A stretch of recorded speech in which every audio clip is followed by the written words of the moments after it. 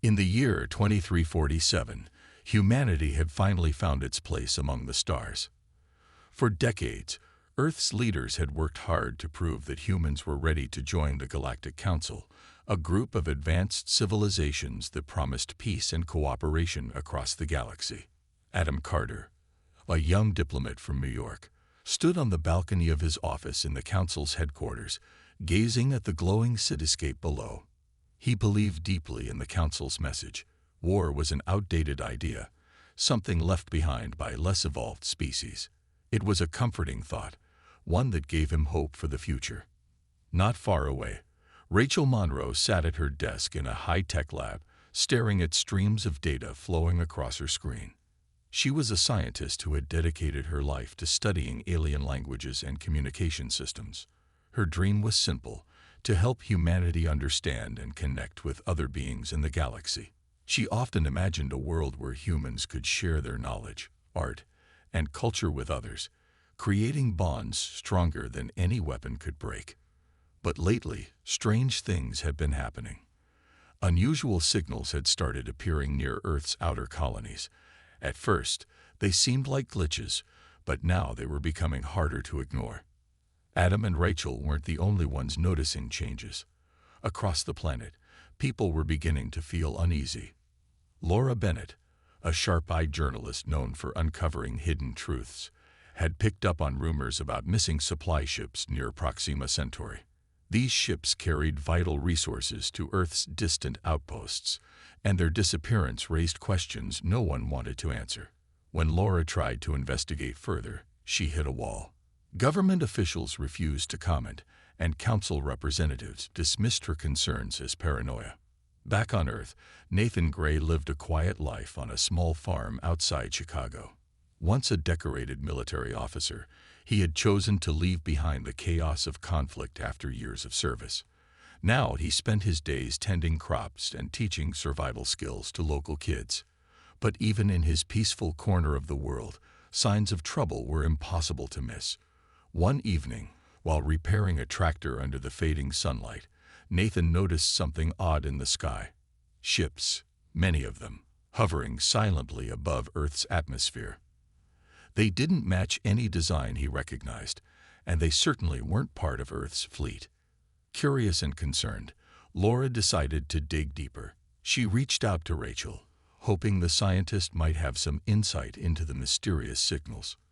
Together, they pored over data late into the night. What they discovered sent chills down their spines. The signals weren't random. They followed patterns too precise to be natural. Worse still, they appeared to originate from areas close to human settlements. Something, or someone, was watching. When Laura and Rachel shared their findings with Adam, he struggled to make sense of it all. How could this be happening? The Council had always insisted that humanity was safe within its borders. War, they said, was a relic of the past. Yet here was evidence suggesting otherwise. Adam felt torn between his faith in the Council and the growing unease gnawing at him. Was it possible that the Council wasn't telling the whole truth? For now, life on Earth continued as usual. People went to work, children played in parks, and diplomats like Adam attended meetings filled with promises of harmony. But beneath the surface, cracks were forming. The strange signals, the missing ships, and the unexplained activity in orbit painted a picture few dared to confront. Humanity had been told there was nothing to fear, but deep down, Adam, Rachel, and Laura couldn't shake the feeling that reality might soon prove otherwise. The strange signals grew stronger, and the unease on Earth deepened. Laura Bennett spent her days chasing leads, trying to piece together what was happening near Proxima Centauri. She had always been good at connecting dots others missed, but this time, it felt like she was running into a brick wall. Every official she approached either ignored her or gave vague answers that led nowhere. Frustrated but determined, she turned to Rachel Monroe for help. If anyone could make sense of the mysterious data, it was Rachel. Rachel spent long hours analyzing the signals, her eyes glued to glowing screens in her lab. At first, she thought they might be some kind of alien communication, a language waiting to be decoded. But as she dug deeper, she realized the patterns didn't match any known languages. Instead, they seemed mechanical, almost like coordinates or instructions. One night, after staring at the same set of numbers for hours, Rachel leaned back in her chair and sighed. Something about the signals felt wrong. They weren't just random noise. Whoever, or whatever, was sending them had a purpose. Meanwhile, Nathan Gray kept watching the skies. The ships he'd seen hovering above Earth's atmosphere hadn't left. In fact, there were more of them now. He tried reporting his observations to local authorities, but no one took him seriously. "It's probably just Council patrol ships," one officer told him dismissively. Nathan wasn't so sure. He remembered all too well how easy it was to ignore warning signs until it was too late. That's why he started documenting everything, taking photos, recording videos, and jotting down notes every time he spotted something unusual. Laura and Rachel met again, this time bringing Nathan into the conversation. Over coffee at a quiet cafe, they shared their findings. Laura described the missing supply ships and the lack of answers from officials. Rachel explained the strange signals and her growing suspicion that they were linked to the ships Nathan had seen. Nathan nodded, adding that he believed the ships were mapping Earth's defenses. None of them wanted to jump to conclusions, but the evidence was hard to ignore. Adam Carter, still wrestling with doubt, found himself caught between two worlds. On one hand, he trusted the Galactic Council. He had worked alongside its members for years, believing in their vision of peace. On the other hand, the stories from Laura, Rachel, and Nathan made him uneasy. He decided to approach a council representative named Zoran, an alien ambassador known for being straightforward. Adam hoped Zoran could clear up the confusion. "Have you heard about the activity near Proxima Centauri?" Adam asked during their meeting. Zoran hesitated before responding. "There are always rumors, Adam. You know how it is. People see shadows where there are none." Adam pressed further, mentioning the missing ships and the strange signals. Zoran's expression remained calm, but his words carried a hint of caution. "Humans fear what they don't understand," he said. "But sometimes fear can cloud judgment." Adam left the meeting feeling more confused than ever. Zoran hadn't denied anything, but he also hadn't confirmed it. Back at his office, Adam stared out the window, thinking about Rachel's data and Nathan's photos. Could the council really be hiding something? Or was he letting paranoia get the better of him? As days passed, the situation worsened. More supply ships disappeared, and reports of unexplained phenomena poured in from across the globe. A farmer in Australia claimed to have seen a massive object descending into a nearby forest. A fisherman off the coast of Japan reported strange lights underwater. Even the news media began picking up on the stories, though they were careful not to cause panic. Laura used her platform to shine a light on the growing mystery. Her articles gained attention, sparking debates about humanity's role in the galaxy.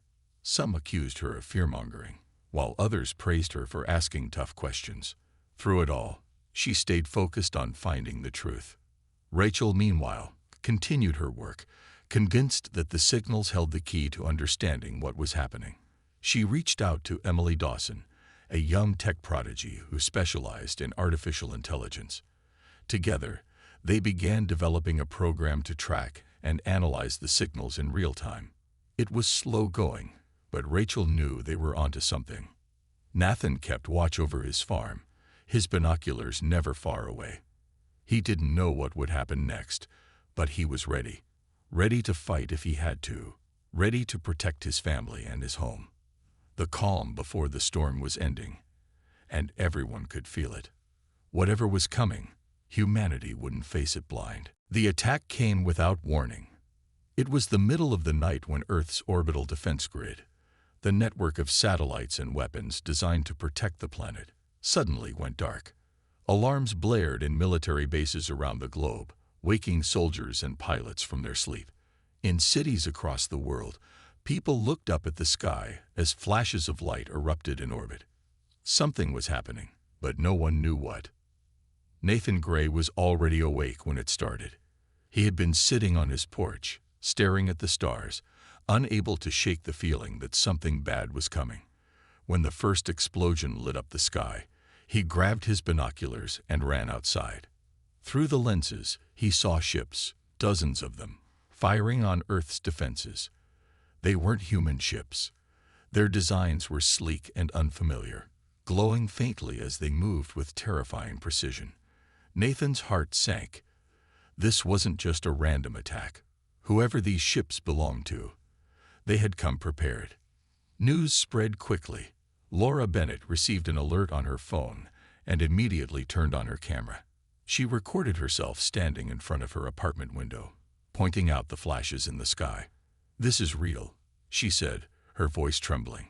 "Earth is under attack, and no one knows who's responsible." Within minutes, her video went viral, sparking panic and confusion worldwide. People flooded the streets, looking for answers or safety. Adam Carter rushed to the council headquarters, hoping for clarity. The building was chaos, with diplomats shouting over each other and screens displaying live footage of the battle above. Zoran, the alien ambassador Adam had spoken to earlier, stood near the center of the room, his expression unreadable. "What's happening?"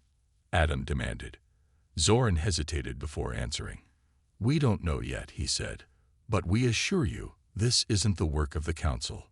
Rachel Monroe watched the events unfold from her lab. Her hand shook as she monitored the strange signals she'd been studying. They were stronger now, almost deafening in their intensity. Whatever was attacking Earth, it was using those signals to coordinate its movements. Rachel called Laura and Nathan, urging them to stay safe while she worked on decoding more information. "If I can figure out where they're coming from," she said, "maybe we can fight back." The council denied any involvement in the attack, claiming it must be the work of rogue factions or pirates operating outside their control. But many humans found it hard to believe. Why hadn't the council warned them? Why weren't they helping? As the hours passed, frustration turned into anger. Protests erupted outside government buildings, demanding action. Some accused the council of betrayal, while others called for humanity to defend itself. Nathan felt a surge of determination. He had spent years running from his past as a soldier, but now he knew there was no choice. Grabbing his old uniform and gear, he drove to the nearest community center, where locals had gathered to organize a response. Many of them were scared, unsure of what to do, but Nathan stepped forward. "We can't wait for someone else to save us," he said firmly. "If we want to protect our families, we need to act now." His words inspired others, and soon, groups of volunteers began forming makeshift militias.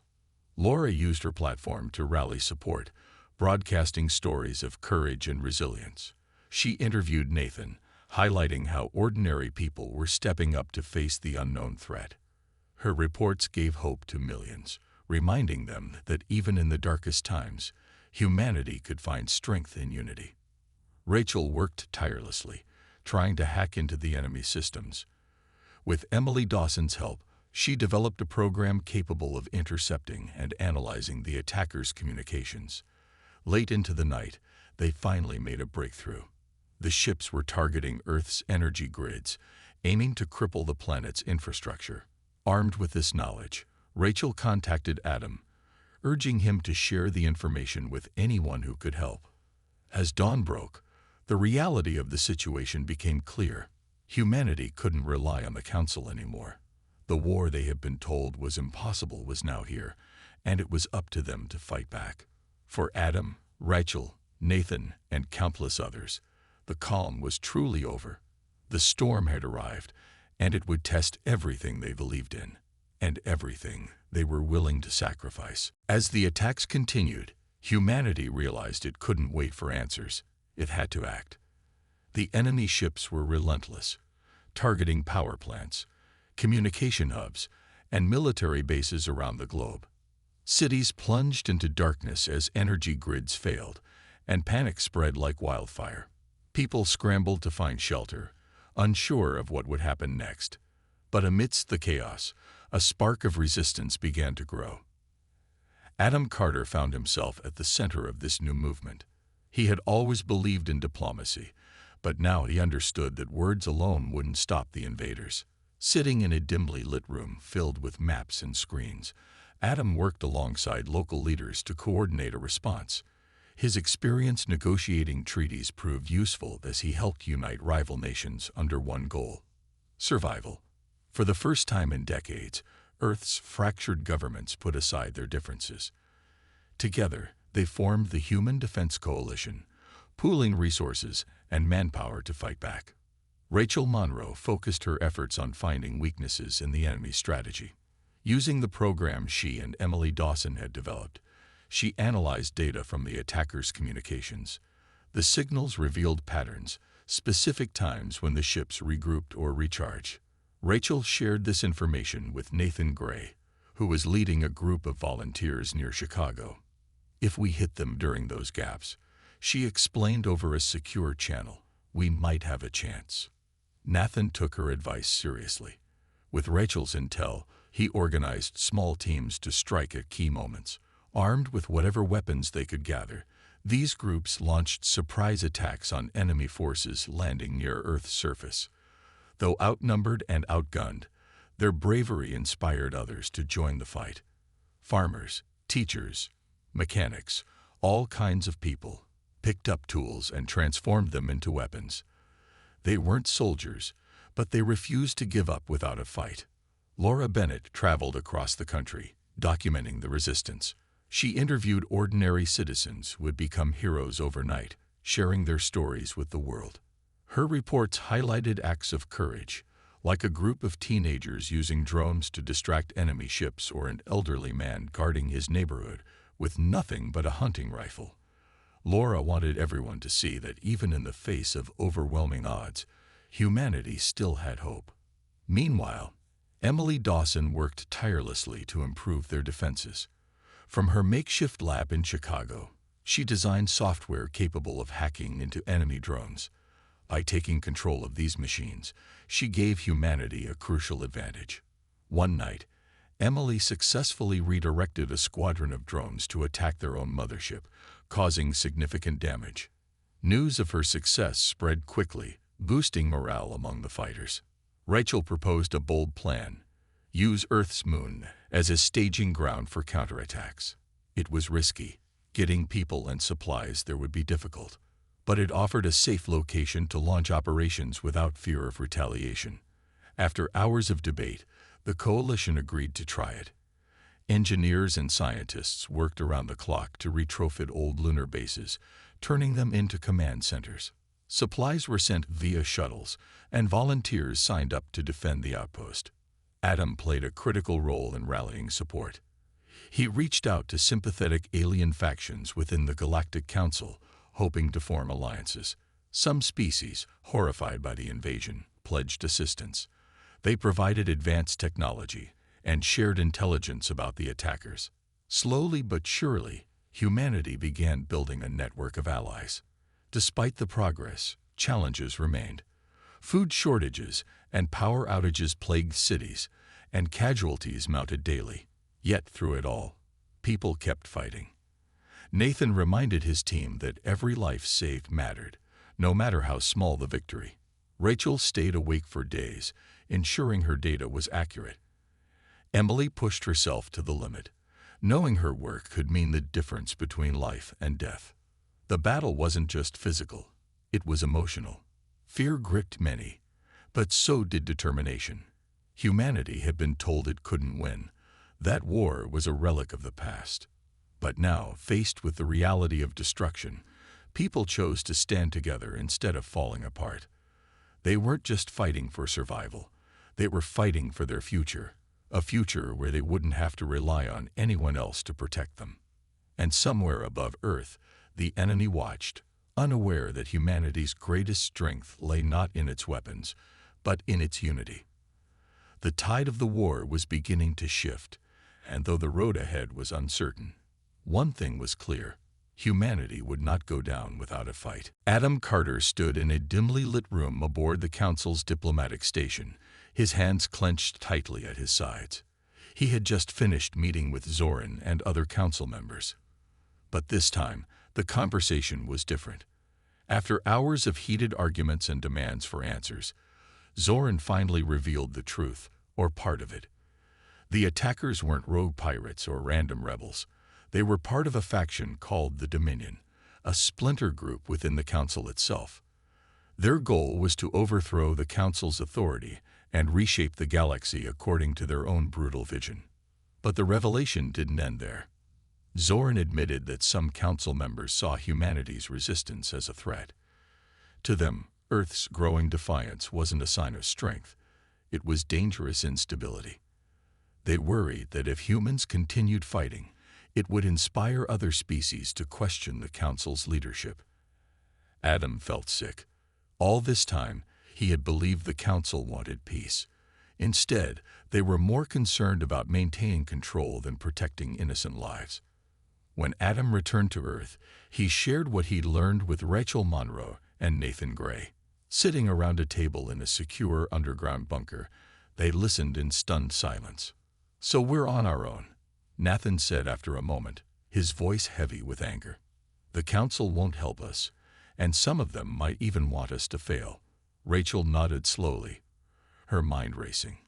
If the Council wouldn't support humanity, then humanity would have to find another way.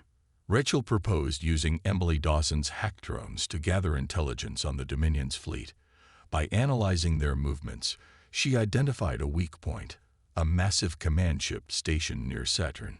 This ship seemed to be coordinating the attacks, acting as the nerve center for the entire operation. If they could disable it, the enemy forces would lose cohesion, giving humanity a chance to turn the tide. The plan was risky. Getting close enough to attack the command ship would require bypassing layers of defenses, something Earth's Galactic fleet wasn't equipped to do. But Nathan stepped forward, volunteering to lead the mission. "We've got no choice," he said firmly. "If we don't take the fight to them, they'll keep coming until there's nothing left." His determination inspired others to join him, including pilots who had never flown combat missions before. Laura Bennett covered the preparations, broadcasting messages of hope to rally support. Her reports highlighted the bravery of ordinary people stepping up to defend their planet. She interviewed Emily, who explained how her program worked and why hacking the enemy drones was so important. "This isn't just about winning battles," Emily said. "It's about showing them that we won't back down." On the day of the assault, Nathan led a small squadron of ships towards Saturn. Each vessel carried volunteers determined to make a difference, no matter the cost. As they approached the command ship, Emily's hacked drones created chaos, drawing enemy fire away from the human fleet. Rachel monitored everything from the moon base, guiding the team through the enemy's defenses. "You're almost there," she said over the comms, her voice steady despite the tension. When they reached the command ship, Nathan gave the order to launch an EMP device designed by Emily. The pulse disabled the ship's primary systems, leaving it vulnerable. Cheers erupted among the human fighters as the enemy fleet began to scatter. For the first time since the invasion began, humanity had scored a major victory. Back on Earth, Adam delivered a powerful speech to the Council, exposing their complicity and demanding accountability. "You told us war was impossible," he said, his voice ringing with conviction. "But you were wrong. Humanity may be young, but we are strong, and we will not let fear rule us anymore."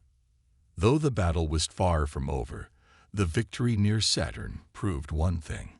Humanity had the courage to stand against even the greatest odds, and as the galaxy watched, it became clear that Earth's fight was far more than just survival. It was a declaration of independence. The battle near Saturn was fierce, a chaotic dance of ships and weapons, lighting up the darkness of space. Nathan Gray led the charge, his heart pounding as he guided his squadron through waves of enemy fire. The EMP device they carried was their only hope, but getting close enough to use it felt nearly impossible. Enemy fighters swarmed around them, their sleek designs cutting through the void with deadly precision. Yet, humanity's makeshift fleet held its ground, driven by desperation and determination. Emily Dawson's hack drones played a crucial role in the fight. From her station on Earth, she directed the drones to swarm the enemy ships, creating confusion and drawing their attention away from Nathan's team. "Keep pushing," she muttered to herself, her fingers flying across the keyboard. The drones weren't just distractions, they were buying time. Every second counted as Nathan's squadron edged closer to the Dominion's command ship.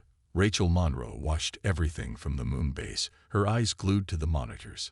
She relayed real-time updates to Nathan, guiding him through gaps in the enemy's defenses. "You're almost there," she said over the comms, her voice calm despite the tension. "Just a little further." Her words steadied Nathan, helping him focus on the mission ahead. When they finally reached the command ship, Nathan gave the order to deploy the EMP device. A small pod detached from his ship and latched onto the enemy vessel. Seconds later, a pulse of energy rippled outward, disabling the ship's systems. Lights flickered and died, and the once coordinated fleet began to falter. Ships drifted aimlessly, their pilots struggling to regain control. Cheers erupted among the human fighters as the tide of the battle shifted in their favor. But victory came at a cost.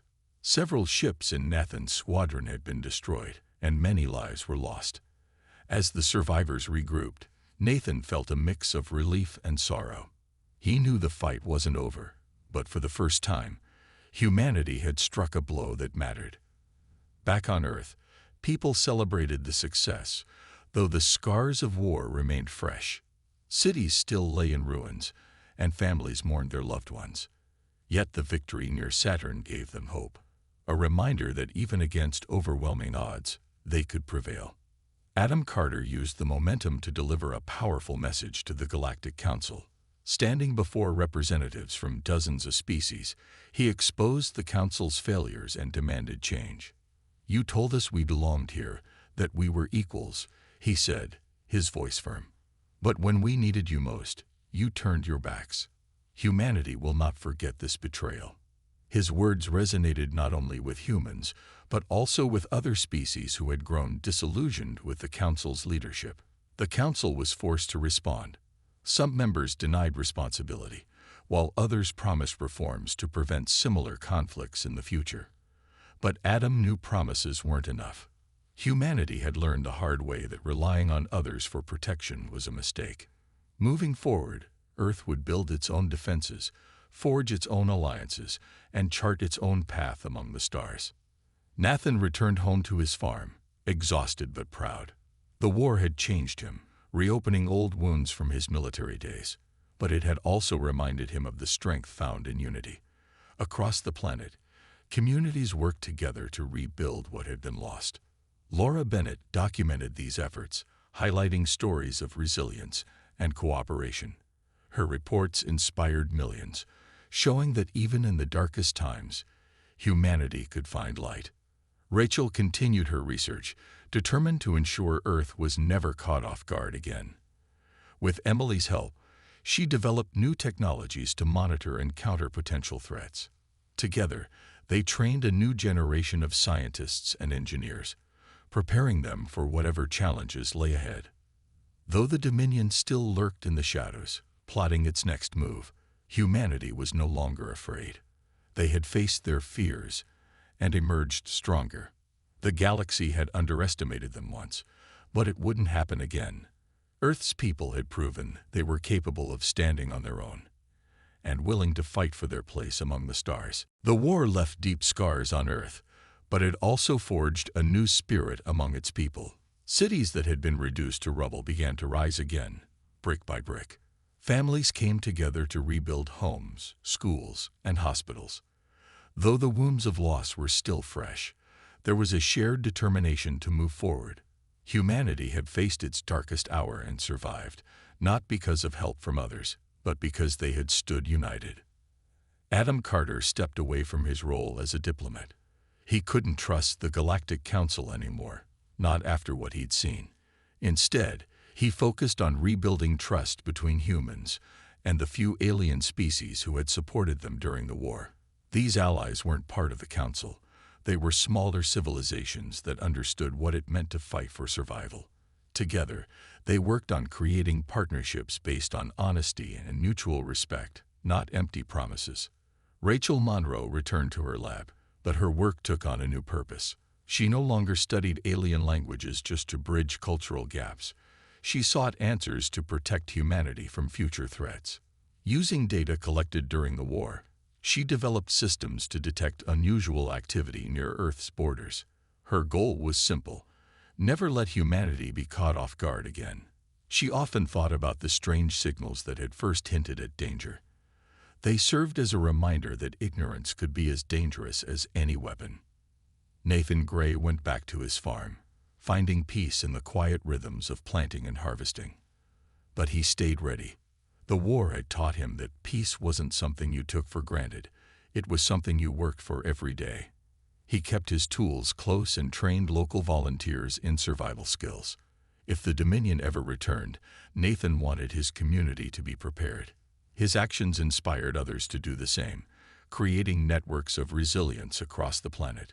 Laura Bennett continued telling stories, documenting the lessons of the war so future generations wouldn't forget. Her reports highlighted both the sacrifices made and the victories earned. She interviewed survivors, sharing their courage with the world. Through her words, she reminded everyone that even in the face of overwhelming odds, humanity had shown it could rise above fear. Emily Dawson became a symbol of innovation. Her hacked drones and EMP technology had turned the tide of the battle near Saturn, proving that creativity and determination could overcome superior forces. She opened a school to teach young minds how to use technology responsibly, hoping to inspire a new generation of problem solvers. "We can't control everything," she often said, "but we can always find a way to adapt." As Earth healed, the Galactic Council faced pressure to change. Other species, emboldened by humanity's resistance, began questioning the Council's authority. Some called for reforms to ensure all member civilizations were treated equally. Others demanded transparency, arguing that secrets only bred mistrust. While progress was slow, the Council started taking steps toward accountability, a small but important shift.